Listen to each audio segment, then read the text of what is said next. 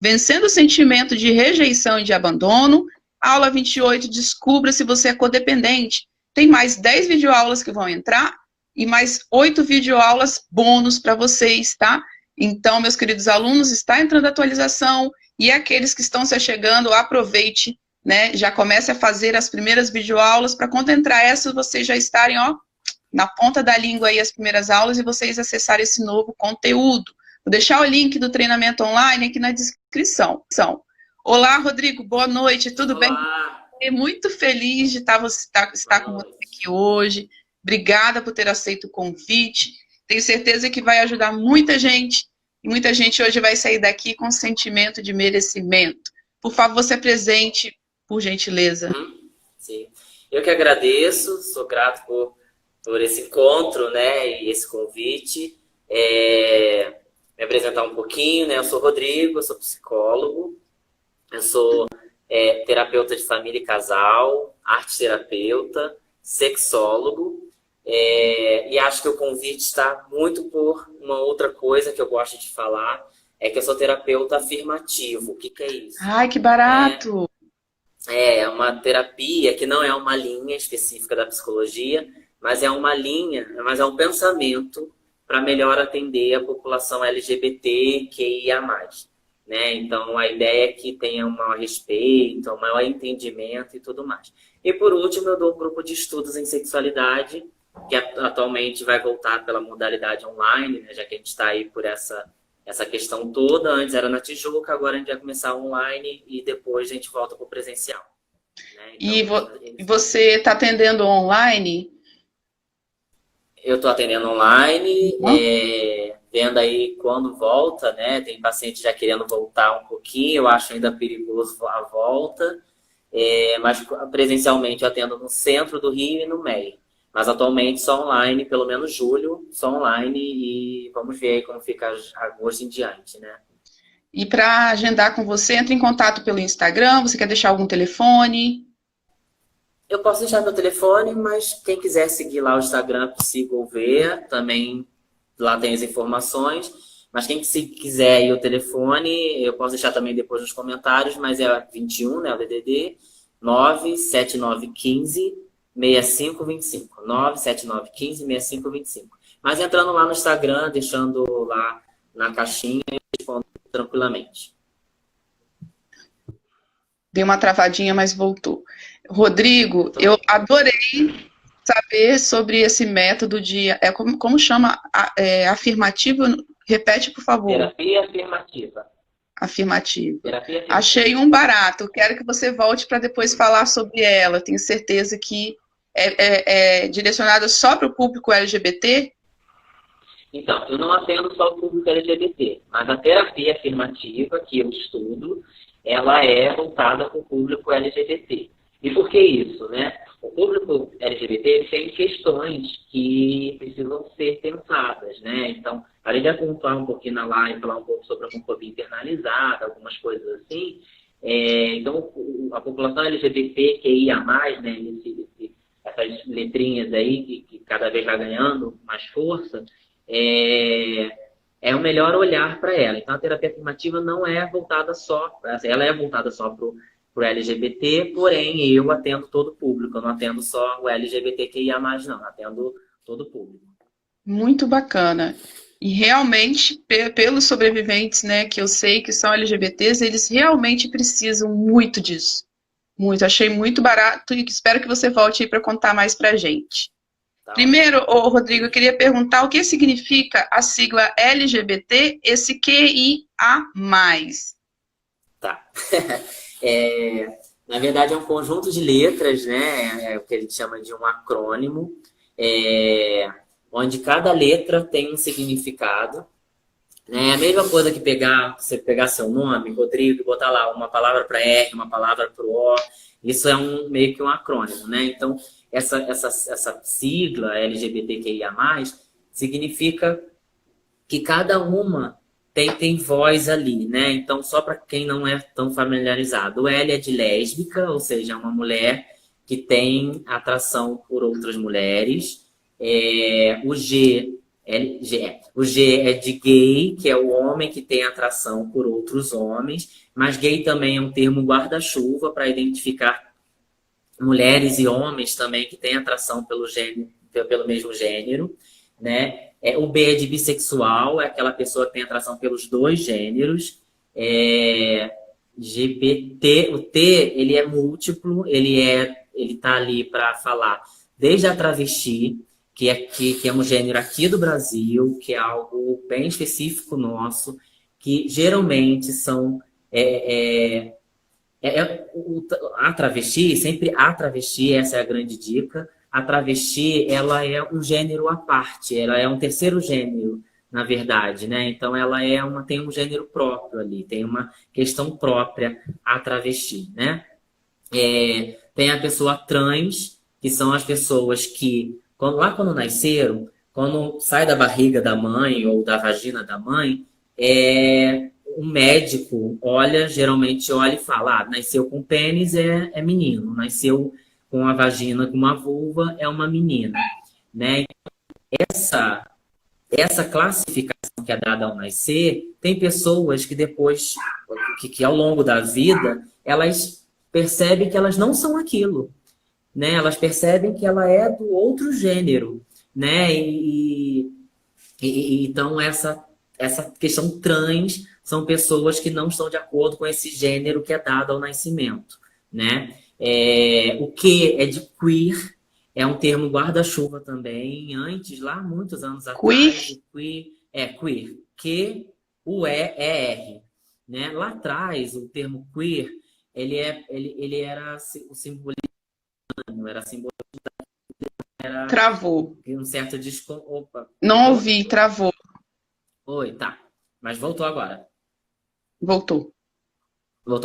Né? O queer, ele antes era uma ideia de estranho, era uma ideia de algo negativo. Só que o queer hoje ele já ganhou outra conotação, ele é um termo guarda-chuva para todo mundo que está dentro dessa diversidade sexual, sem ser hétero, sem ser cisnormativo. Então ele é o termo guarda-chuva aí, a pessoa queer, né? Faltou o A de assexual, que são as pessoas que não têm atração, assim, que o sexo não é o importante ali.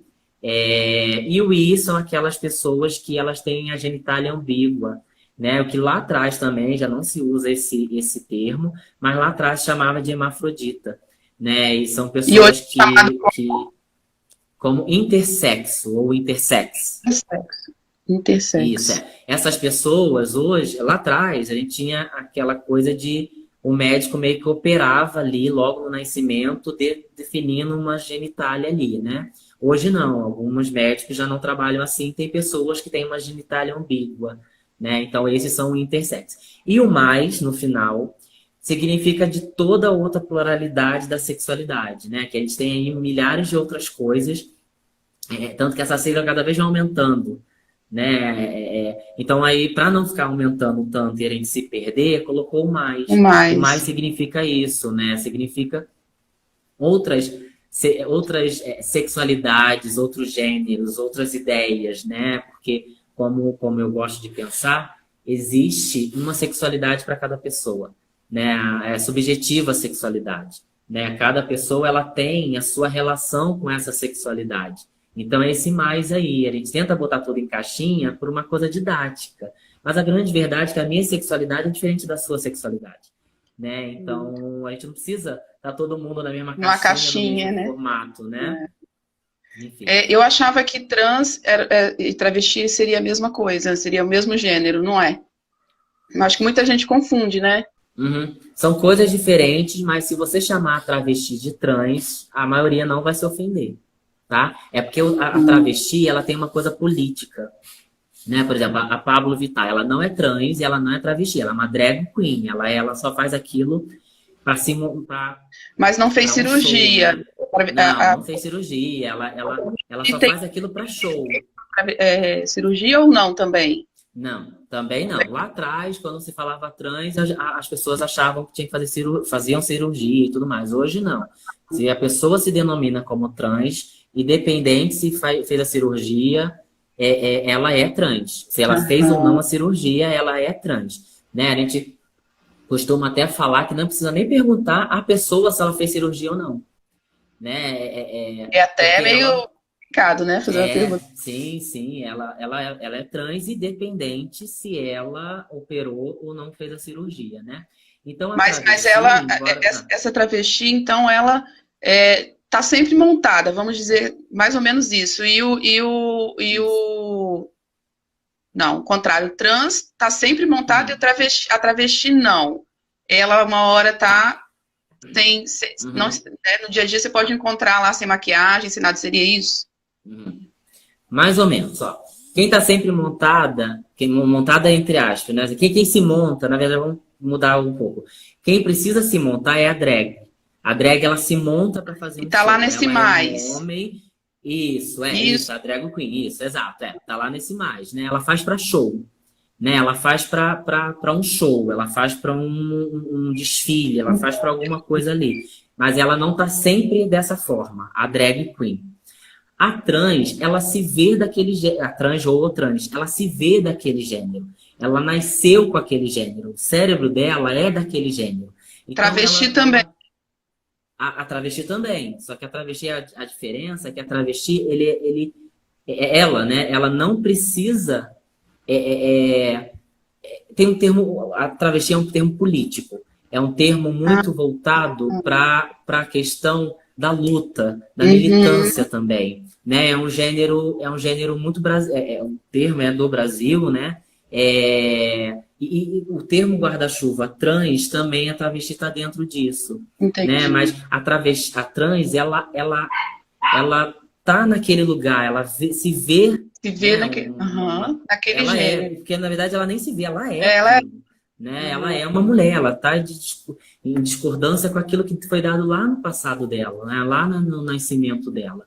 Então, enfim, então se confunde mesmo a trans e a travesti, dá uma confundida mesmo, mas na verdade são dois termos muito parecidos para falar de pessoas que não estão em concordância com o que foi dado lá atrás, com concordância com o que foi dado ao nascimento, né? Porque quando nasce, a gente vê até um rótulo ali, Sim. né? E a trans, ela não está nesse lugar, né? Então, enfim, com ou sem cirurgia, ela não está nesse lugar, Uhum. ela não está em concordância com aquele gênero. Então, por isso que é possível um homem hoje engravidar, porque é um homem trans que ainda tem tem a vagina, tem a útero e tudo mais, e pode engravidar, né?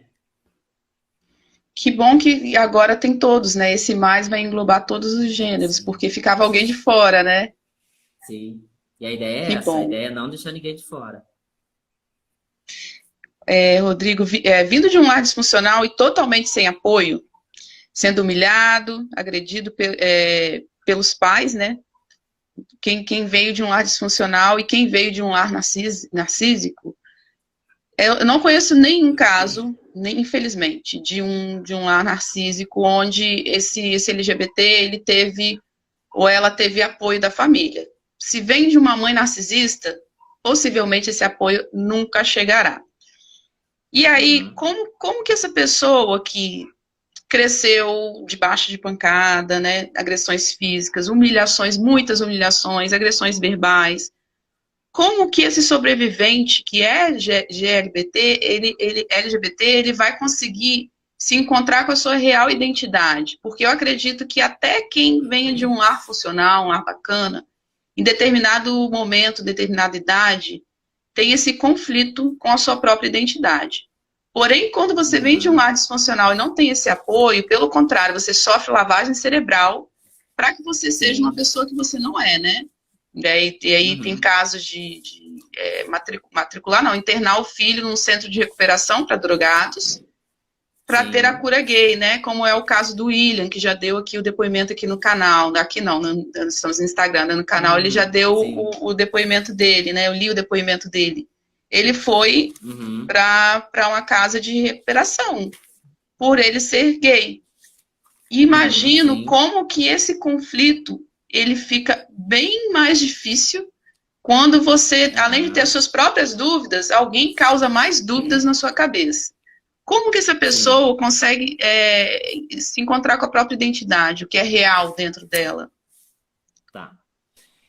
Então vamos lá, né? Eu acho que então já fica logo a dica para pais e mães, né? O quanto criar um ambiente saudável vai ajudar muito seus filhos e filhas a se conhecerem, a terem a identidade, a busca por um bando de coisa, a terem felicidade, por aí vai. Então a primeira coisa é isso. Eu acho que na sua pergunta, a gente tem que pensar que alguns pais não vão conseguir fazer isso e ele precisa pensar quais são os atravessamentos disso. Acho que dos atravessamentos é a mãe narcísica, né? Ou o pai também, né? Alguém que tem aí uma questão mais do narcisismo. E por que eu estou falando isso? Se a gente tem pais que são narcisistas, eles vão estranhar, eles vão querer que os filhos sejam conforme eles queiram que seja, né? Você que é mais desse conceito, não pode te enganado, tá? Mas assim, os pais narcisistas, eles vão achar que o filho é uma extensão deles, vai achar que o filho precisa corresponder a algo ali deles. E o que que é orientação? O que que é uma pessoa LGBT? É alguém que cresceu conforme algumas pessoas não esperam, né? Porque ainda e a gente precisa quebrar isso, essa heteronormatividade, como alguém falou aqui. A gente precisa quebrar essa heteronormatividade para a gente entender que os filhos e essa pluralidade de sexualidade, como eu falei no início, é da pessoa, né? E só que uma mãe, ela cria expectativas de forma errada. Ela cria expectativas às vezes, né? Ela cria expectativa de que o filho vai ser hétero, que o filho vai casar, que o filho vai dar netos e por aí vai. Então acho que a primeira Vai ser coisa é a advogado, gente médico, pensar, também, né? exato, né? E quebrar essas expectativas, né? A outra coisa também que a gente vai pensar também pessoas que têm atravessamento, às vezes, de algumas religiões, pessoas que têm atravessamentos políticos muito fortes, e que aí vão inserir nessa pessoa certo legado, né, nessa pessoa e por aí vai. Então, a minha dica para essa pessoa que está por essa situação, como foi a pergunta que você fez, primeiro momento é tentar uma rede de apoio.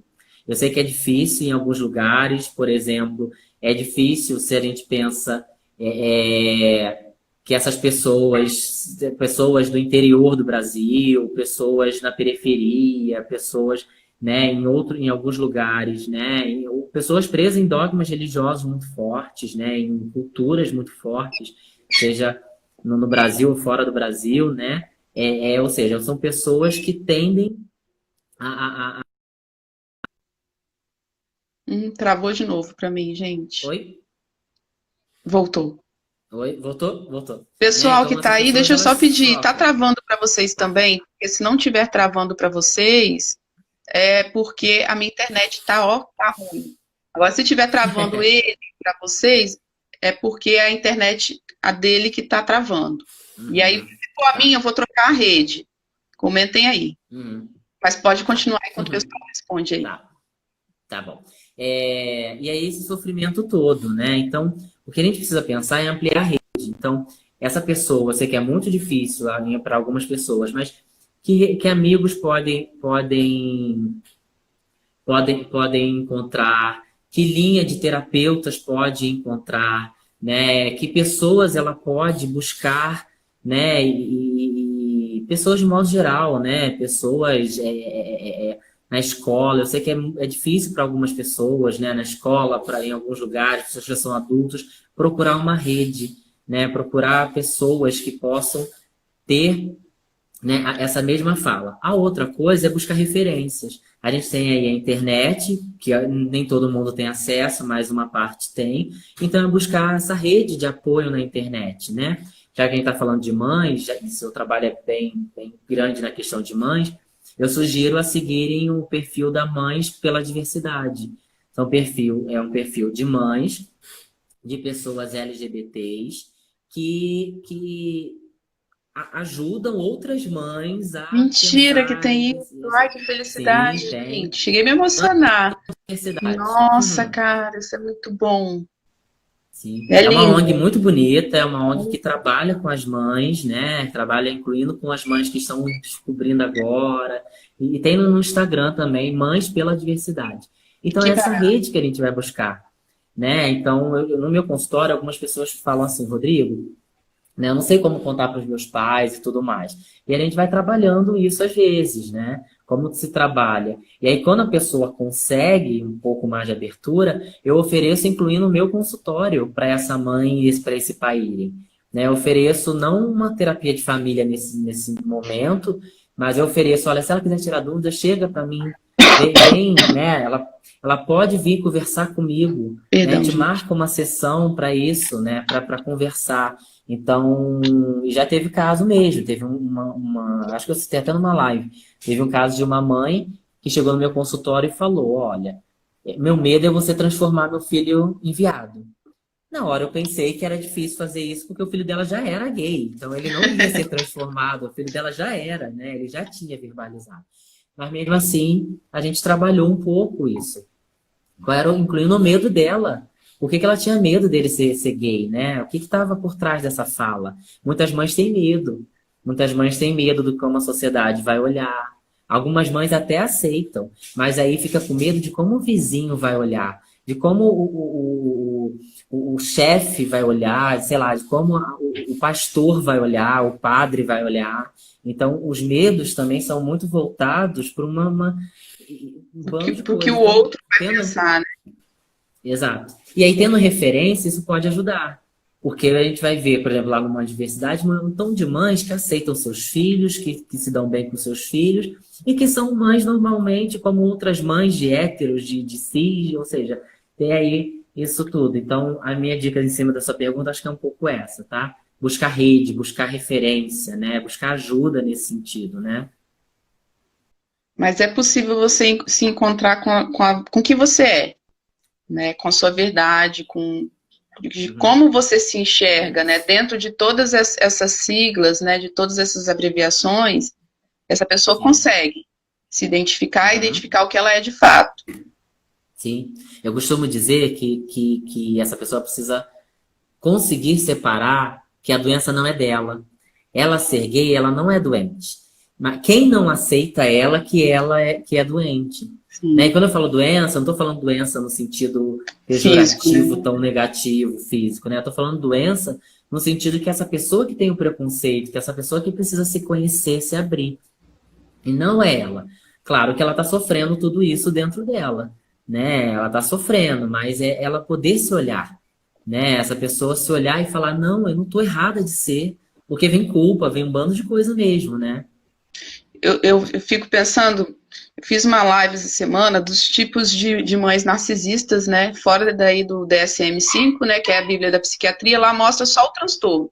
Mas tem essa divisão entre as mães. E tem mães narcisistas que têm a comorbidade de serem pedófilas. E elas abusam das próprias filhas. E as filhas só descobrem isso quando namoram a primeira vez com 18, com 16, com 20 anos, que comentando com Aham, os namorados falam, não, isso não é normal. Como que essa sim, pessoa que talvez veio de um lar, de uma mãe narcisista, religiosa, como que ela vai entender o que ela é se o mundo dela, talvez, ela nem tenha acesso à internet, ao celular, talvez a mãe sim. proibiu. Essa semana eu atendi Uhum. uma paciente que ela, aos 27 anos, a mãe tirou o celular dela porque descobriu que ela estava namorando escondido com alguém que não era da mesma religião. Então ela tirou o celular e ela, aos Aham, 27 anos, ela não tinha empoderamento de sim. comprar o celular. Ela tinha dinheiro, mas ela não Uhum. comprou por conta dessa ordem da Sim. mãe. Aí eu fico pensando como que esse LGBT, que talvez nunca só foi na igreja, da igreja para casa, da escola para casa, Aham, na adolescência, por sim. exemplo, que eu acho que é onde explode tudo, né? Como que ele vai descobrir o que ele é, né? Pela internet, né? Se tiver acesso. Só, Uhum, né? sim. Eu também acho, mas, por exemplo, ela teve acesso a você. Então significa que já é alguma coisa, já é uma rede, né? Ela tem você, pelo menos, né? Pelo menos ali, no seu consultório, no seu lugar de atendimento, ela não é doente. E para algumas pessoas isso já é muito importante. Que naquele Porque lugar, se eu vê sempre falo que no meu a sua fala, consultório, desculpa te interromper. Pela sua fala, o LGBT ele se vê então como doente, né? Porque eu vejo muita sociedade falar, mas pelo visto, a própria pessoa se vê doente. Não, assim, não generalizo isso não. Chega no seu Alguns sim. consultório. Alguns se veem, mas uma grande parcela não, né? Na verdade, sim. O que eu quis dizer é que às vezes as pessoas, a mãe vê essa pessoa como doente. Sim, E ela chega no meu consultório, ela ali acreditando. não é doente, Ah, né? Então, mesmo que ela não acredite, no meu consultório, ela não é o que a mãe está falando. Então, eu quebro muito isso, né? No meu consultório, ela é o que ela quer ser. E não o que a mãe está dizendo, o que a sociedade está dizendo, né? E aí, em cima do que você falou, eu vejo até muita gente se aceitando hoje. E isso é muito bonito, né? Acho que... e aí é onde a minha outra dica, né? Para algumas pessoas que não vão ter acesso, o que a gente pode fazer? Talvez não muita coisa. Mas o que a gente pode fazer é continuar lutando pelos direitos. Porque uma sim. hora vai chegar nessa pessoa, uma hora a próxima geração, uma hora outras pessoas que estão Sementes ouvindo plantadas. vão sementes plantadas, né? Vão se aceitar. Então, por isso que é importante, e aí as pessoas falam assim, mas por que tem que ter beijo gay na novela? Né? Por que tem que ter não sei o que? A cota tem que ter por causa da representatividade, por causa de representar a pessoa. Né? Por que é importante, a gente está falando de LGBTQIA+, mas a gente está falando de outras coisas. Por que é importante ter uma apresentadora preta lá No jornal hoje. jornal hoje, não? Por que é importante? Porque as pessoas vão olhar para ela e falar, opa, eu posso estar ali. Eu Deveria posso ter chegar Barbie. naquele Eu lugar. falo que deveria ter a Barbie da Maju, porque é uma Sim, boneca. E não tem, você vai, em sim, qualquer loja não tem uma boneca negra, não tem a Barbie negra ali. sim. É uma de cada É 20. É terrível. isso, né? Sim, e aí a gente vai pensar em tudo. A gente vai pensar no corpo deficiente, né? Nas pessoas que têm alguma deficiência. A gente vai pensar na pessoa gorda, que não tem essa representatividade, né? Então, dentro do consultório, isso é importante, que ela possa se sentir, né? E que a gente possa, já que nem todo mundo tem acesso ao consultório e tudo mais, que a gente possa mesmo, né? Por exemplo, travou para mim você, mas voltou. Voltou. Voltou. Esse tipo de live que a gente está tendo é muito importante, por exemplo, para a gente dar voz a essas pessoas, para que essas pessoas possam se conhecer, né? E talvez alguém vai estar ouvindo e falando, opa, eu posso, né, me olhar de uma maneira boa e tudo mais, né? Acho que o Wagner até comentou aqui alguma coisa, né, dos pais, né? Estava tentando resgatar aqui, né? Muitos pais entendem que a orientação sexual está associada a uma má educação. Gente, Uhum. chocada. Hum. Sim, verdade.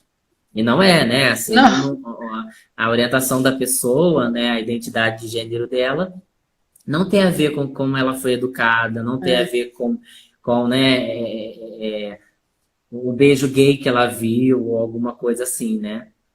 não existe essa coisa de influência, gente. É surreal isso. Uhum, Não existe. sim, ela é.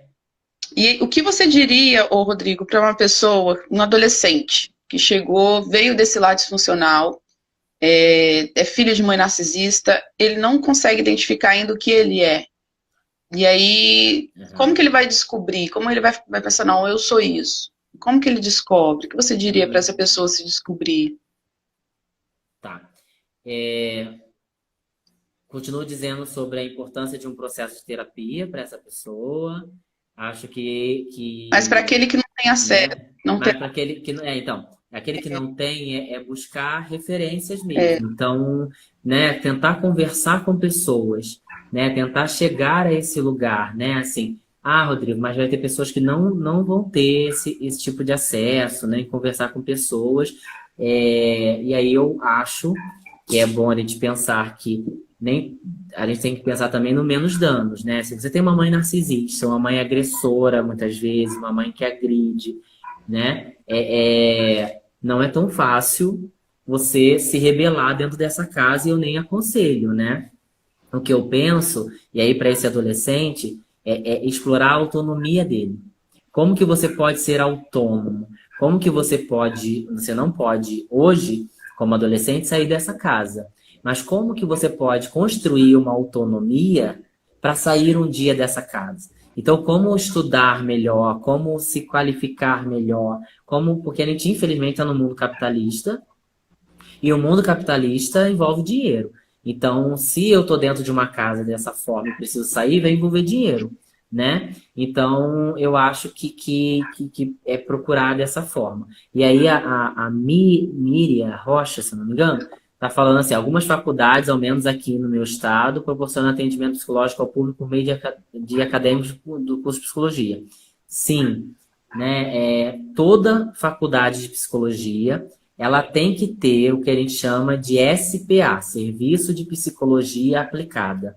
Ali, a pessoa ela vai buscar o atendimento, ela vai ser atendida por pessoas dos últimos períodos, por pessoas que estão se formando nos últimos períodos, e o valor que ela vai pagar é um valor social. E o que é o valor social ali dentro do SPA depende de cada faculdade. Tem faculdade que não cobra nada e tem faculdade que cobra R$ 3, cobra R$ 5, cobra R$ 10. Né? É claro que eles vão fazer uma avaliação da questão financeira da pessoa. Não adianta a pessoa ganhar R$ 5.000 e buscar um atendimento assim, né? Esse adolescente, será que ele vai encontrar validação? Porque eu já escutei de psicanalista falando assim na minha cara, não, eu não atendo público LGBT porque eu sou cristã. Aí eu, oi? Então. Tem muitos que não atendem, né? Será que essa adolescente vai conseguir essa validação? Sim, tem duas coisas aí, né? O adolescente, para ele ser atendido no SPA, ele precisa de autorização de algum maior, de algum responsável, né? Assim, não só maior, algum responsável. Então, nem sempre o adolescente vai conseguir chegar. Na verdade, todo menor de idade, ele precisa precisa ter autorização para ele entrar no processo terapêutico, seja lá no SPA ou seja no consultório. A segunda coisa, e eu concordo com você, tem alguns terapeutas que não, dada a questão religiosas, políticas, que não, seja psicanalista, seja psicólogo, políticas seja também, terapeutas políticas que não vão atender o LGBT, ou quando atenderem vão fazer um movimento de lavagem cerebral. De lavagem cerebral e tudo mais, né? Isso é contra o código de ética do psicólogo. Nós, psicólogos, nós temos dois... não vou lembrar agora a palavra, mas não são regras, são dois... tem duas normas, não é lei também, tem duas normas, uma para atendimentos a pacientes LGBT, pacientes gays, né, gays, lésbicos e tudo mais, e um para pacientes trans. Então, são duas legislações que nós temos para dizer que, por exemplo, não pode ter cura gay, não pode ter uma lavagem no sentido de que tratar como pecado, doença. Exato, né? E eu fico feliz que, assim, tem muita gente que consegue, muitos terapeutas que já estão nisso tudo, mas concordo com você, tem psicanalistas e psicólogos, como você falou, não atendo o público LGBT. Uma coisa eu não atendo, uma coisa eu não atendo porque eu não atendo porque eu não me sinto capacitada. Aí sim, o código de ética diz, né? Se você não quiser atender porque você não se sente capacitado, ok, né? Você não precisa atender, mas pior é atender. Para mim é pior do que negar atender, é atender dessa forma. Realmente. Né? Eu só queria assim fazer um parêntese aqui. Para quem não sabe, a partir dos 12 anos, esse adolescente ele tem autonomia para ir no conselho tutelar e pedir para que mudem a tutela dele para outra pessoa. Um parente, né, será arrolado em um processo e você pode, de repente, morar com uma tia, com a avó, alguém que será responsável legalmente por você, né? E também, com 16 anos, esse adolescente pode pedir também a emancipação, né? De repente, ele já faz estágio, ele já é independente financeiramente, né? Sei lá, abriu o seu negócio com 16 anos, ele pode pedir essa emancipação e ficar, entre aspas, né, maior de idade e com as responsabilidades de 18 anos, né? Também existe isso. Sim. Vou abrir para perguntas antes que caia. Tá. O Uhum. Psy Wagner está perguntando: ser gay muitas vezes é ego dustônico, ou seja, o sujeito rejeita a própria orientação e ele mesmo Tá. pede para ser curado. Como lidar? Tá. Tem isso também, né? É isso, é ego distônico. E sim, tem gente que não vai aceitar a sua orientação por todos esses vieses. Então, o que a gente precisa pensar, né? Acho que a Vanessa até comentou aí, né? A relação de autonomia. A gente precisa pensar que mitos, e aí quem é da terapia cognitivo comportamental, que eu não sou, vai pensar um pouco nas crenças limitantes dessa pessoa. Né? O que está por trás dessa camada? Porque o que está por trás do discurso eu não me aceito ser gay? Tá por trás disso, geralmente está a questão da religião, a questão dos mitos, a questão de uma Dos pais, série né? uma série de crenças, né? Uma série de coisas. E aí o psicólogo, o psicanalista vai trabalhar essas crenças, vai trabalhar esses mitos, né? Aí tem várias formas de trabalhar e se trabalhar, né? Mas vai trabalhar como quebrar um pouco esses mitos, fazer com que a pessoa possa se aceitar mais. Eu acho que é a primeira coisa que vem, né, na cabeça do adolescente. É essa não aceitação, ainda mais se vem de um lar disfuncional. Eu até, Sim. uma das primeiras pessoas que eu acompanhei, filha de mãe narcisista, né, da minha vida, assim, pessoal, né, não pela internet, né, face to face, na realidade mesmo. Hum. Ela levou uma surra em uma sessão de descarrego, sessão Olha. evangélica, né, onde trouxeram esse pastor, orando na cabeça Sim. dela, expulsando demônios, e o pai batendo nela, a mãe puxando o cabelo, falando que ela Sim. tinha que aprender a virar mulher a todo custo. Aham. E há relatos, Sim. inclusive, de pessoas que são abusadas sexualmente, né? Aham. Mulheres que Sim. são, né, abusadas sexualmente, adolescentes, mulheres, para que elas deixem de ser lésbicas. Eu já vi relatos assim. Aham. Então, Sim. eu acho que nessa É. hora, se é adolescente, é hora de você urgentemente buscar essa emancipação Sim. e morar na casa de um parente, de um avô, de uma tia que mora longe, para que você não se submeta a algo tão Sim. cruel e tão perverso. Sim. Mas Só, tem só isso. a gente está falando. Perfeito, né? E só falando de igreja, só para a gente não bater, de certa forma, em igrejas, uma coisa também que a gente pode trazer para esse adolescente barra nosso paciente, quando tiver, é que já tem muitas igrejas que aceitam a homossexualidade. Né? Tem muitas igrejas que hoje têm uma outra visão sobre a homoafetividade, trans, e tudo essas letrinhas, né? E aí eu posso citar aqui uma infinidade, né? No Rio, em alguns lugares tem a Igreja Batista do Caminho, no Rio tem a Igreja Batista do Caminho, em outros lugares tem a Comunidade de Refúgio, tem a Igreja Cristã Contemporânea, tem uma série de igrejas que já vai ter uma tranquilidade, né, em relação a isso. Tanto que para evangélicos tem o Evangelics, que é um grupo também de evangélicos que falam dessa questão da sexualidade com muita naturalidade, né, e tudo mais. E tem também na rede católica, que eu não vou lembrar o nome, também de católicos homoafetivos, católicos que vão olhar para essa sexualidade. Então, uma coisa também é ampliar a rede também para isso, né? Enfim. Né? Quem quiser também saber mais em relação, porque muitos têm dúvidas em relação a Deus, procure no canal do Caio Fábio, coloca lá, Aham. gay, ou homossexual, ou lésbica, tem muitos Uhum. vídeos lá que ele leva essa reflexão, Sim. né, de que não é do jeito que Sim.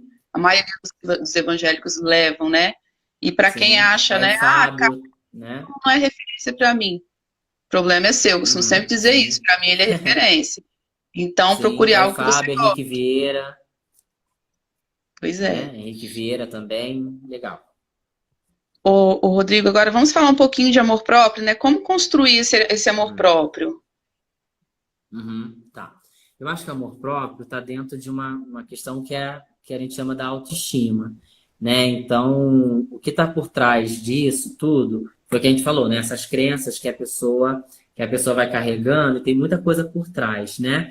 Então, uma das coisas que a gente precisa pensar é que a gente está numa cultura que vende que o certo, e aí com muitas aspas esse certo, é você ser hétero e você não ser uma pessoa trans, né? Então, essa é a cultura que a gente está. E isso tudo vai ficando dentro da pessoa. Então, é onde a pessoa vai criando de forma inconsciente algumas questões negativas em relação a ela própria, e esse amor vai esvaziando, né? Então, é onde ela vai achar que ela não é digna, né, de ter um trabalho, um bom trabalho, de ter um relacionamento. E isso, às vezes, não é consciente, às vezes isso é inconsciente. É o que a gente chama de homofobia internalizada. Está tão internalizada nela que ela não consegue. Então, qual é a minha dica, né, com a pergunta que você fez? Né? Como essa pessoa ter esse conhecimento dela própria? Ela precisa buscar esse autoconhecimento. Ela precisa, primeiro, se perdoar num certo sentido, né? Se perdoar no sentido de que, olha, eu estou olhando para o meu passado, estou olhando para o meu presente, estou olhando para o meu futuro, e como que eu posso ser mais contente comigo mesmo, né? E abrindo mão até de sofrer pela questão da orientação. Você é uma pessoa, e colocar meio que esse mantra, né? Você é normal. Você é uma pessoa que pode buscar. Então, a autoestima ela vai estar muito relacionada a esse lugar. O quanto eu me permito e me aceito.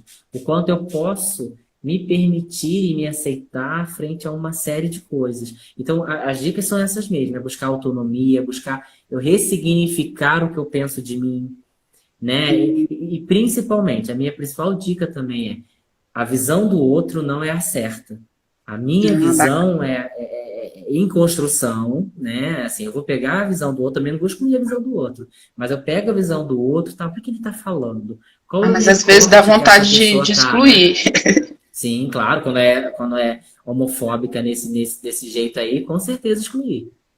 Né? Com certeza, né? Assim, e fazer essa leitura, ter leitura crítica, né? Leitura de né? Como ele vai pensar sobre ele, né? Enfim. Mas é possível essa construção, né? Eu vi que nos casos de suicídio entre a comunidade LGBT, o amor próprio está muito em cima de quem tem pensamento suicida, são os suicidas, né? Que o amor próprio está muito, tá? É o que eles, entre o ranking aí do que eles levam a ter esses pensamentos, eu vi que o amor próprio, a falta, né, do amor próprio, estava bem alto, né? Eu achei muito importante a gente falar que é possível alcançar esse amor próprio, sim, né? E a autoestima, né? O LGBT, ele tenta construir alguma autoestima, e aí ele sai da porta da casa dele e já encontra o vizinho infeliz que vai soltar uma piadinha. Na escola, ele, né, na faculdade, vai ter alguém que persiga, talvez não tenha o apoio da família, talvez tenha aquele tio chatão, né, que manda indireta. Como se manter, né? Quem tem uma autoestima, como se manter, e quem não tem, como alcançar essa autoestima? Que deve ser bem difícil. Para quem vem de um lado disfuncional é difícil, porque a gente cresce a vida inteira, né, ouvindo que a gente é lixo, nós somos culpados porque hoje choveu e amanhã deu sol, tudo fica na culpa do sobrevivente, né? Quando ele tem esses gatilhos já dentro de casa, né, de que ele não é bom o suficiente, isso vai sendo reafirmado pela sociedade. Como constrói, como fazer, né, para que a gente tenha essa autoestima? Eu acho que é trabalhar, se permitir a quebrar essas crenças, né? Quebrar todos esses pensamentos. E aí, com tudo isso que a gente já falou, a terapia, o processo de ressignificar a religião, o processo de conhecer gente nova. Por quê, né? A pessoa, ela levou uma enxurrada de informações durante muitos anos, né? Ela levou durante muitos anos ela acreditou naquilo. Então, se a gente tem uma verdade, é muito fácil a gente acreditar nessa verdade. Tem referências falando, pai e mãe é referência, né? E aí a gente precisa quebrar um pouco até mesmo essa romantização de pai e mãe, né? Pai e mãe não tem manual, pai e mãe tem defeitos, alguns são doentes, alguns são narcisistas, alguns são isso e aquilo. Ou seja, a gente precisa quebrar um pouco esse processo todo. Mas quebrar um pouco essa fala aí toda, mas não é fácil. Não é um processo fácil, mas é um processo que é possível, sim, né? É um processo que é possível a pessoa se encontrar. Então, é buscar, é fazer o processo de auto-encontro, né? Conhecimento, né? Sim, sim. E saber que, Você, e aí o adolescente que às vezes não tem esperança, desculpa te cortar, e o adolescente que não tem esperança, é saber que é uma fase também, que daqui a pouco ele vai ah, buscar, conseguir autonomia, vai romper, e por aí vai, né? você tem um livro sobre autoestima, né? Você pode falar um pouquinho do livro? Ele tá aí para mostrar? Tenho. Deixa eu pegar rapidinho, tá aqui Tá do meu bom, lado. Calma aí. tá bom. Enquanto deixa eu ver se tem perguntas. A Rita, mãe narcisista, tira a autoestima. A Neia tá perguntando. E daqui a pouco eu pergunto para ele, né? Cadê o livro? Mostra pra gente, fala um pouquinho dele, por Então, favor. não sei se está contrário o título, mas na verdade o livro não é. O livro, eu participo, né, Ah, do livro. O nome do livro é O Poder da Autoestima. É um livro que vai tratar sobre a autoestima de uma galerona, assim, né? Então, cada capítulo ele vai tratar de um público específico. Então, tem a autoestima da mulher, tem a autoestima da pessoa negra, né? Do homem preto, da pessoa preta, que tem a legal. autoestima envolvendo a questão da escola, tem autoestima na relação, tem autoestima em relacionamento abusivo, tem autoestima do homem, autoestima da mulher. É um livro que vai falar de vários um público para pacientes oncológicos. Então, é um livro que vai falar de vários públicos para se pensar autoestima. Eu escrevo um capítulo, que é o capítulo sobre a autoestima do LGBTQIA+. Né, já Que que é a minha barato. expertise, eu escrevi, fui convidado pela Samira para escrever esse capítulo. Né? Então, é esse daqui, tá, gente? Essa Da Editora participação. Conquista. Né? Quem É, quiser a entrar lá em Samira, contato, que a gente. Né? a Samira já esteve aqui com a gente, né? A gente fez uma Legal. live, uma live.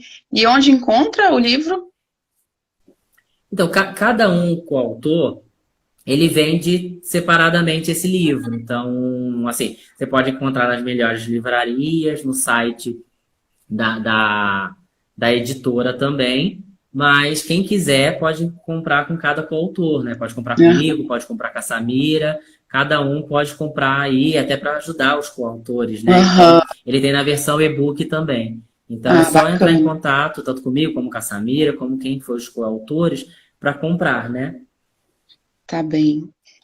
Alguém fez pergunta? A Neia. E quando a mãe não tem esse preconceito e o filho que tem dificuldade para conviver com essa realidade?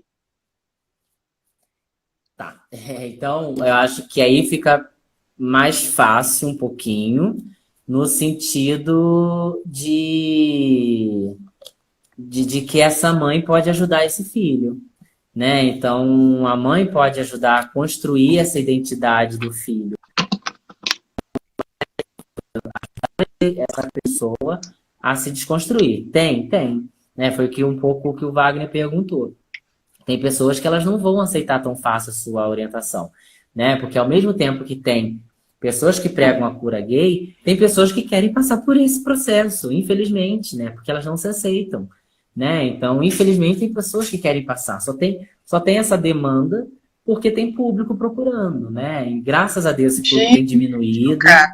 né? Eu acho que é um público que está se aceitando mais, até fazendo esse movimento, mas tem muita gente que tem dificuldade, porque tem pesos, né, de um bando de coisas, né? Então, por isso que essa pessoa precisa ir se conhecendo, né? Vamos falar agora sobre dignidade e depois vamos falar sobre a sexualidade. Só que como vai cair, para você não ficar com a resposta cortada, porque o Aham, Instagram derruba, né? Aí nós sim. começamos. A Celeste, Virgínia, por gentileza, sou filho de mãe narcisista, descobri que estou sendo muito rejeitado. O que você me aconselha? E alguém perguntou também, a Miriam, uma mãe narcisista pode ser borderline? Miriam, assista a live no meu canal Como Superar Mães Narcisistas, com a doutora Keber. Ela é psicóloga e ela explica a diferença da mãe borderline e a mãe narcisista. No meu ponto de vista e no dela, é bem impossível, ou é uma coisa ou é outra, mas não sei, de repente possa ter, assista, tá? E a Sim. Celeste... Teve também... Uhum, Pode falar. E teve também uma pergunta lá atrás de uma pessoa que pediu ajuda, né? Estou tentando resgatar aqui, eu já vou achar. Né, que ela falou, tenho 28 anos, tenho minha liberdade financeira, mas minha mãe usa as doenças dela para me manter morando com ela. O que eu faço? Não gosto mais desse ambiente, principalmente agora na quarentena. Foi a Lilian Beraldo, né? Foge um pouco do nosso tema LGBT. Sim. E ela tem a vida financeira dela, mas ela não consegue essa autonomia, né?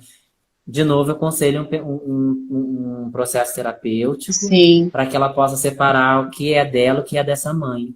Né? Ela está fusionada nessa mãe e por muitos motivos está fusionada, e aí precisa trabalhar quem é ela e quem é essa mãe. Né? E aos poucos. Só que isso leva tempo, porque tem muito tempo que ela está fusionada. Então a gente precisa dar tempo para ela fazer esse processo de separação. E a minha dica é, faça esse processo aos poucos. Quem não, às vezes tem dificuldade, não vai conseguir romper de uma hora para outra. Nesse caso... Sofrem muito, né? Fazer desmame. E vai sofrer. Então vai fazendo desmame. Tem outras pessoas que não, é igual parar de fumar. Tem gente que para de fumar diminuindo, e tem gente que para de fumar porque acordou um dia e falou, não quero mais fumar. Então, né, acho que cada um tem o seu processo, mas buscar ajuda, né? Enfim. E sobre a Celeste, sim, sobre a Celeste, você está se sentindo rejeitada. Isso será o resto da sua vida, tá, Celeste? Se você tem uma mãe realmente narcisista, você será rejeitado o resto da vida. Você precisa realmente trabalhar a não importância da rejeição da sua mãe, porque é problema dela que ela te rejeita, né? Você tem que se bastar sozinha, muito autoamor para você, né, trabalhar, se autoconhecer, se amar do jeito que você é, ganhando autonomia, autoconfiança, empoderamento, para que a rejeição da sua mãe não importe para você. Para isso tem um treinamento, tá? Meu treinamento se chama comsuperarmãesnarcisistas.com, onde você vai trabalhar etapa por etapa esse empoderamento, para que a rejeição da sua mãe não importe mais para você. Tá bom? Gente, eu vou chamar novamente. Rodrigo, eu te chamo novamente para a gente falar de dignidade e sobre sexualidade. Até logo, gente. Entre novamente. Vou encerrar e vou chamar de novo. Tchau, tchau. Olá, pessoal. Boa noite. Segunda parte aqui da nossa live com o psicólogo Rodrigo Gouveia. Nós vamos continuar falando sobre a autoestima LGBT. Aliás, falamos, né? Ele falou sobre autoestima, falou sobre amor próprio, identidade, e agora vamos falar sobre dignidade, né? E vamos falar também sobre sexualidade. E aproveitando enquanto o Rodrigo está chegando, quero lembrar você da aula Empodere-se, que é uma aula gratuita que eu desenvolvi para você, que é sobrevivente, que precisa colocar limites em relações abusivas. Gente, abusiva, essa videoaula é gratuita e o link vai ficar na descrição, tá? Para quem quiser aí acessar gratuitamente. Vamos lá, dignidade. Muitos se sentem indignos, né, no trabalho, na família, na profissão, na faculdade, pensam sempre que são, talvez, indignos de tudo, até de encontrarem um amor verdadeiro, de constituírem uma família. Eu vejo isso muito, assim, esse sentimento de não se sentir digno nem de construir uma família e de receber amor, né, se sente tão pequenininho e tão não merecedor de sucesso, né, de prosperidade. O que dizer para essas pessoas? Eu acho que é o mesmo processo, mesmo não, assim, é um processo parecido que acontece com todas as minorias sociais, né? O que para a mulher muitas vezes é dito, né? Você isso não pode, chegar até aqui não pode, a gente ainda tem uma cultura de que mulheres ocupam o mesmo cargo e ganham menos em algumas empresas. Então, passa muito por aí. A pessoa ela vai ouvindo ao longo da vida todas essas falas e essas construções. E ela tende, ao longo disso tudo, ao longo da vida, ela ir criando um repertório sobre ela, né? Um autorrepertório. Então, quando você pergunta sobre dignidade, eu acho que o importante é isso. é que ela possa buscar, né, ter uma... Qual é a visão que ela está tendo dela? Qual é o olhar que ela está tendo em relação a ela? Né? E aí sim, se permitir se aceitar, permitir a buscar coisas, permitir a fazer, permitir que você pode ser e é igual a qualquer pessoa. Você pode ir e vir como qualquer pessoa. Né? Então, acho que é isso que faz a pessoa ter a questão da dignidade.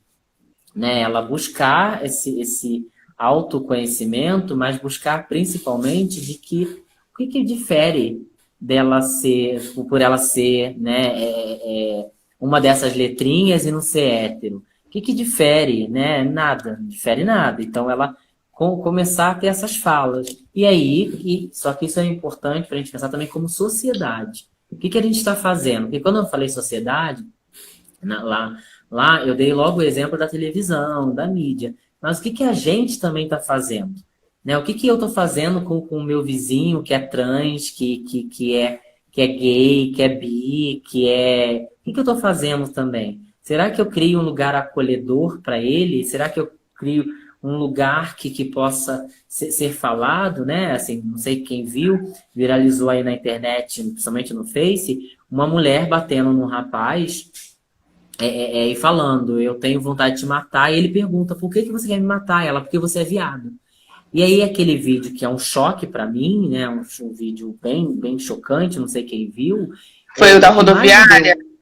Foi o da rodoviária, O que mais me deu raiva não foi assim, me deu raiva tudo, né? Mas o que mais me deu raiva não foi a mulher agredindo o garoto, o rapaz, né? O que me deu raiva são as pessoas olhando e não fazerem nada. São as pessoas olhando, não digo que tinham que bater nela, mas as pessoas tinham que segurar ela, as pessoas tinham que fazer alguma coisa, as pessoas tinham que fazer algum movimento. Por isso que eu pensei, ali. Segurar. Então, né, tá desde uma rodoviária, um lugar público, por mais que a gente está na época da Covid, nessa hora eu pegaria o braço dela e seguraria o braço dela, dizendo, você não vai agredir o cara. Né? Chamaria a polícia, faria um bando de coisa, mas as pessoas não filmando, o cara que está filmando dizendo, tipo, não faça nada, tipo, não revide, né, para você não perder né, até para você para você não perder a razão, mas ninguém é capaz de ir lá segurar a mulher.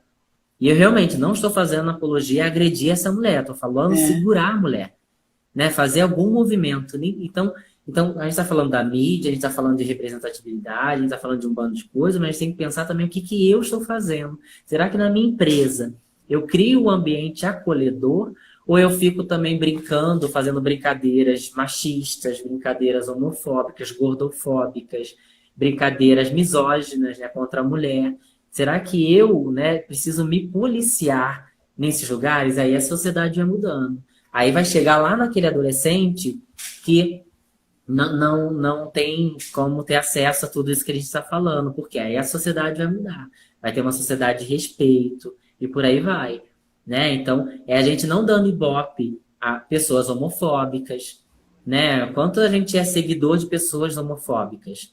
Eu, na mesma hora, quando eu vejo que uma pessoa tem uma atitude homofóbica, eu vou lá e excluo a pessoa. Também. Eu não vou dar ibope para ela, né? Não vou fazer com que ela ganhe dinheiro em cima de uma fala misógina, homofóbica e tudo mais, né? Então a gente, como sociedade, também é importante que a gente faça algo, né? Enfim, então a dignidade é nesse lugar.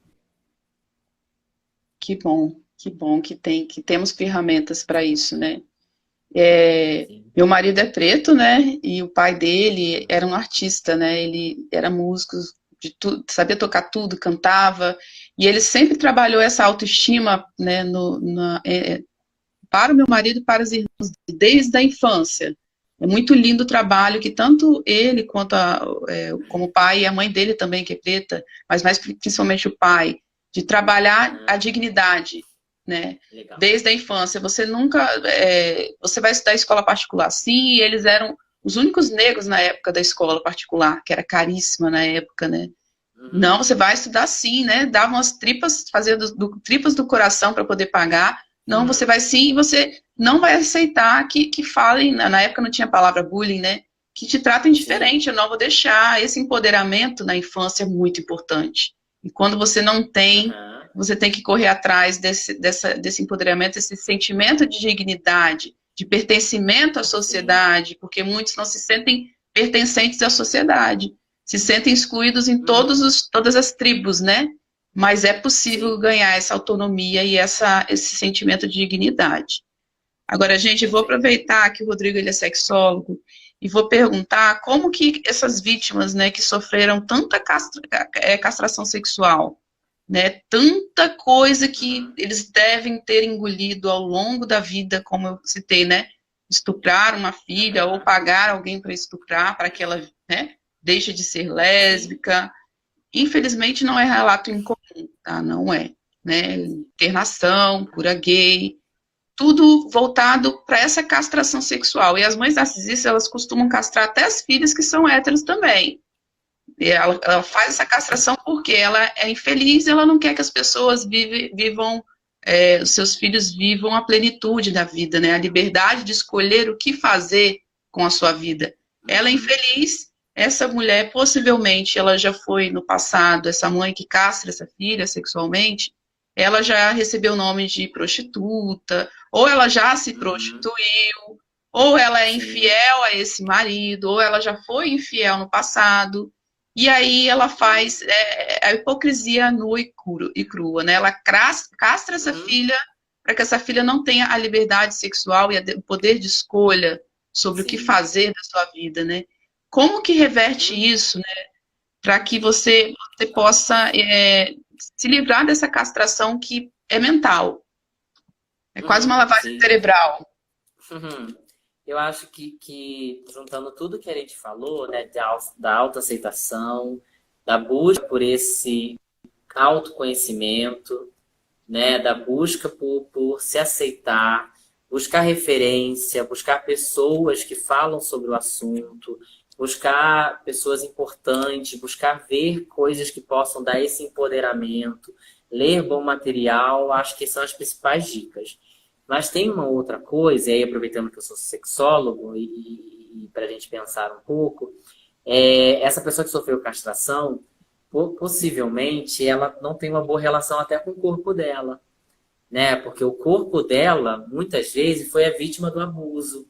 Então, ela tem dificuldade com o corpo, né? Possivelmente, não estou generalizando, tá? Porque tem gente que não vai ter dificuldade com o corpo.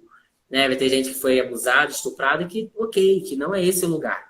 Mas vão ter pessoas que, por terem sido abusadas, elas têm uma dificuldade com o corpo. Então, a dica que eu dou como sexólogo é conheça seu corpo. Né? Comece a experimentar que parte do seu corpo te dá prazer. Então, o toque leve, né? Você pode fazer o toque com a ponta dos dedos, né? Não precisa ser na genitália, não precisa ser no seio, não precisa... Você pode começar a sentir o seu corpo. Porque uma pessoa que ela é estuprada, ela perde muita coisa, muitas vezes. Ela perde a voz, ela perde o direito, ela perde até a extensão do corpo, né? Para não entrar em contato com essas recordações, né? Tem gente que, quando é estuprada, ela sai do próprio corpo, né? Ela se projeta na parede. E se eu fosse essa parede? Para não sentir a dor, né? Assim, se eu fosse essa parede? E se eu tivesse em outro lugar? Ou seja, ela faz a desconexão com a realidade, né? Então, o que a gente precisa pensar nesse caso, né? É trazer de volta para essa realidade, é trazer de volta esse contato para esse corpo físico, trazer de volta esse contato para esse corpo. Então, a automassagem, né? Tomar um banho mais relaxante, trazer esse corpo, né? A minha dica para a pessoa poder sentir essa questão toda aí corporal. Né? E aí sim, também ter bons relacionamentos, encontrar parcerias que possam ser respeitosas, encontrar pessoas que vão ser legal, né? Que vão respeitar. Então, acho que a minha grande dica é essa, entender que é um processo. A pessoa que foi abusada, estuprada, ela está vivendo um processo. É um processo de até viver, de abrir mão disso tudo lá atrás. E é um processo que ela vai vivendo, né? Enfim. Uma ressignificação, né? Sim, perfeito. Né? Isso responde a pergunta da Elise, que ela perguntou como lidar com um adolescente que foi abusado sexualmente por outros adolescentes por conta do preconceito. Muito carinho, muito amor e muita automaternagem, né? Porque essa pessoa precisa ser muito abraçada, muito amada, por quem está em volta e também ela própria, né? Se pegar no colo e tratar essa criança que ficou muito machucada. Sempre em amor, sempre em amor, sempre em carinho, como se fosse uma mãe de você mesmo, né? Porque essa questão de ressignificar, muitas vezes, você faz uma associação que te tocar em determinado lugar te dá nojo, te dá repulsa, te dá...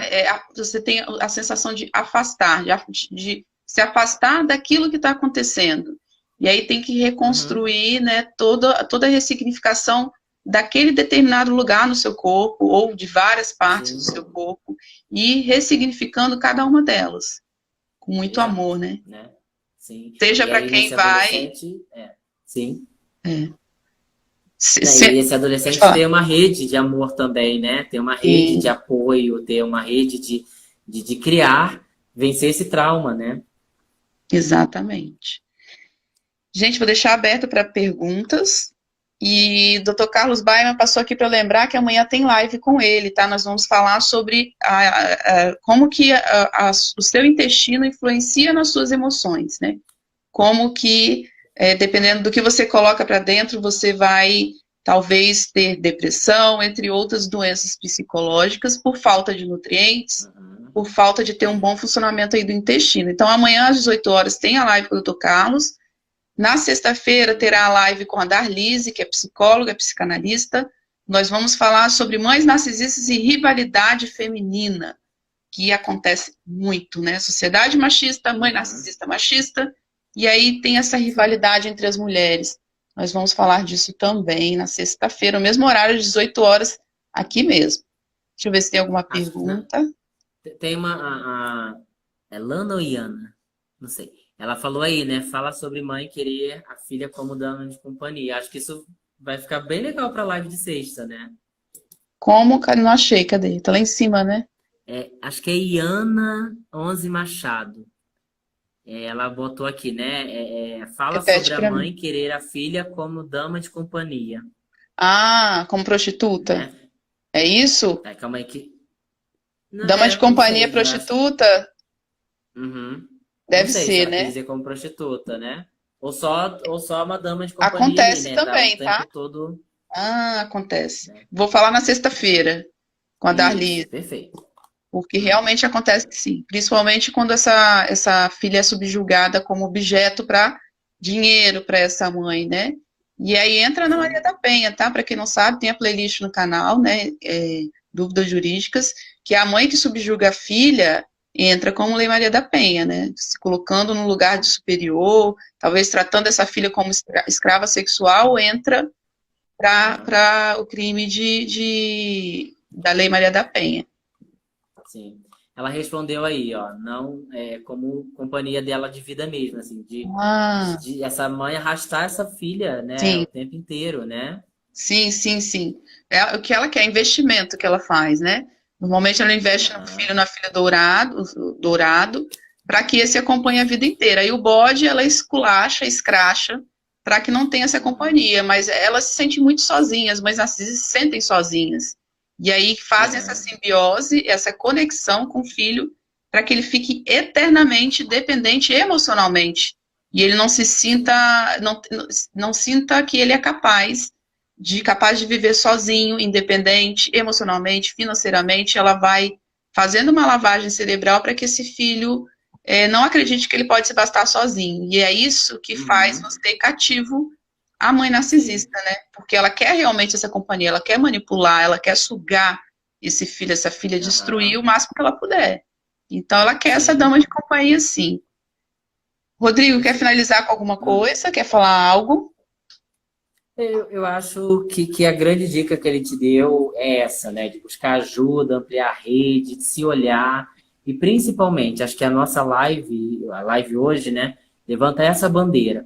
Todas essas letrinhas, LGBTQIA+, e aí todas as letras são importantes, a gente precisa dar visibilidade, a pessoa precisa se aceitar, e a gente está aqui como profissional para validar isso e para ajudar a trabalhar todas essas demandas, né, de cada letrinha dessas. Então, procure ajuda quando for necessário, se aceite, se permita.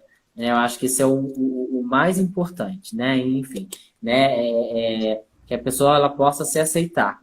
E buscando a gente, né? Deixei aí meus contatos, então quem quiser me segue lá, Psivolver. E aí, né, quem tiver mais dúvidas, que a gente acabou se não contemplamos aqui, pode me perguntar lá. Fico aberto a gente estar conversando sobre qualquer coisa, tá bom? Fique à vontade. Queria agradecer a todo mundo que participou, enviou perguntas, e dizer que muitos, o Rodrigo, a mãe narcisista usa o LGBT, a desculpa, né, para colocar como bode expiatório, né? Escolhe, né? A mãe sempre sabe, desde muito pequeno, que esse filho é gay ou que essa filha é lésbica. Ele sabe, a mãe sabe. Todas as mães, no fundo, sabem. E aí ela escolhe justamente o bode expiatório, o que é gay, porque é a desculpa que ela tem perfeita na sociedade para dizer, eu não gosto desse filho porque ele é gay. Mas, na verdade, ela não gosta, ela faz acepção por você ser quem você é, o mais empata, o que tem características, né, que ela não tem, que ela inveja. Não é por você ser gay que ela escolheu. É a desculpa que ela usa para dizer para a sociedade que não se dá bem com aquele filho por ele ser gay, por ela ser lésbica. É a desculpa perfeita, porque a sociedade, infelizmente, abraça. Né? Pelo menos boa parte da sociedade abraça. Mas não por você ser quem você é. Você não deixa de ser amado pela sua mãe narcisista, pelo fato de você ser gay. Você é rejeitado porque a mãe narcisista é assim, ela não tem essa capacidade de amar. Ela não ama o seu irmão hétero. Ela não ama. O narcisista não tem essa capacidade cognitiva de amar. Ela está simplesmente usando o filho dourado como filho preferido, filho hétero. E não te odeia ou te trata diferente por você ser gay. É simplesmente porque tem esse padrão do filho que é bode expiatório. E a desculpa perfeita é justamente essa. Então, não se sinta menor do que os seus outros irmãos por você ser gay. Porque esse não é o motivo da sua mãe te odiar. Nunca é. Se tratando de mãe narcisista, nunca é. Mas é a desculpa que ela usa. Isso que eu queria dizer para vocês. Contem comigo. A minha primeira aluna, ela é casada, ela é lésbica, é casada. E um dos grandes desafios na época, né, um ano atrás, foi justamente porque a mãe dela utilizava o casamento dela para denigrir a cidade pequena, interior, a imagem dela, né, na cidade, de que ela era lésbica, que era isso, que era aquilo. Ela teve que mudar de cidade para afastar essa mãe que usava justamente o casamento dela para falar mal. E o afastamento, infelizmente, nesses casos, não tem outra alternativa. É se afastar, tocar seu casamento, tocar sua vida, construir família, desconstruir esse pensamento de que você não pode ter uma família. Essa minha aluna hoje, elas têm 2 filhas, né? Construíram suas famílias, né? Então é muito lindo ver a construção, a evolução dessas famílias, que são famílias sim, e são dignas de construir, de ter filhos, e de fazerem o que as mães narcisistas que se dizem héteras, e muitas não são, diga-se de passagem, o que elas não fizeram, que é levar amor para esses filhos, essas filhas, né? Nessa construção de que realmente o que é família, porque família é amor. E aonde tem amor, tem família. Aonde não tem amor, não tem família. Nós que viemos de uma mãe narcisista, nunca foi família. Nós somos só os atos, como golpe da barriga, como um aborto mal sucedido, né? E entre outros motivos que essas mulheres decidem, essas mulheres que são perversas, decidem ter filhos, só como objeto. Isso não é família. Isso não é família. A família é onde tem amor, onde tem essa construção linda do amor, né? E é isso que eu queria dizer para esse público maravilhoso que me segue. Rodrigo, muito obrigada. Espero que você volte e possamos aí falar sobre repita para mim o tema que você falou no início. Terapia afirmativa. Terapia afirmativa, espero que você volte. Quem quiser que o Rodrigo volte para falar da terapia afirmativa, comente. E aí eu convido ele novamente, dentro da agenda, da possibilidade dele, ele volta aqui. Tá bom? E quem quiser o livro, entre em contato pelo Instagram. Quem quiser agendar a consulta, entre em contato pelo Instagram. E também eu vou deixar o telefone depois no YouTube na descrição. Tá bom, gente? Tá ótimo. Obrigado a você, tá? E nos encontramos aí novamente, pessoal. Um abraço. E até amanhã, a live das 18 horas com o Dr. Carlos Baima, tá bom? Até mais. Boa noite, Rodrigo. Obrigada, um abração. Boa noite. Tchau, tchau.